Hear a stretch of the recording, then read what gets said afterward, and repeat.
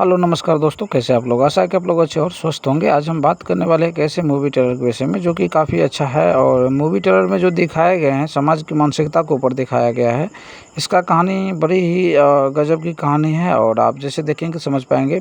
Film का जो नाम है, ट्रेलर आया हुआ है, इसका नाम है पियवा रखिए सेनुर के लाज। काफ़ी अच्छा है वैसे, हालांकि समाज में एक शिक्षा और एक जागरूकता है कि किसी को इतना ही सताना चाहिए ताकि वो किसी को दिक्कत ना हो।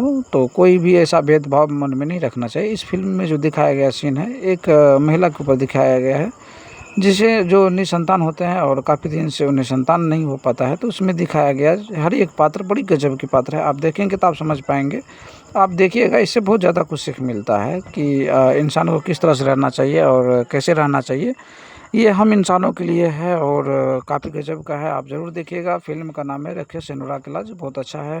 मूवी ट्रेलर आया हुआ है, अभी फ़िलहाल फ़िल्म आएँगे तो उस पर भी मैं वीडियो बना के आप लोगों को मैं बताऊँगा और समझाऊँगा। तो आप लोग ज़रूर देखना ना भूलिएगा, ज़रूर देखिएगा, क्योंकि आप देखेंगे तो समझ पाएँगे। और अपने अगल-बगल में भी इस वीडियो को शेयर कीजिए ताकि उन लोगों को भी जानकारी मिले और वो लोग भी जाके एक बार ज़रूर देखें। फ़िल्म अच्छा है।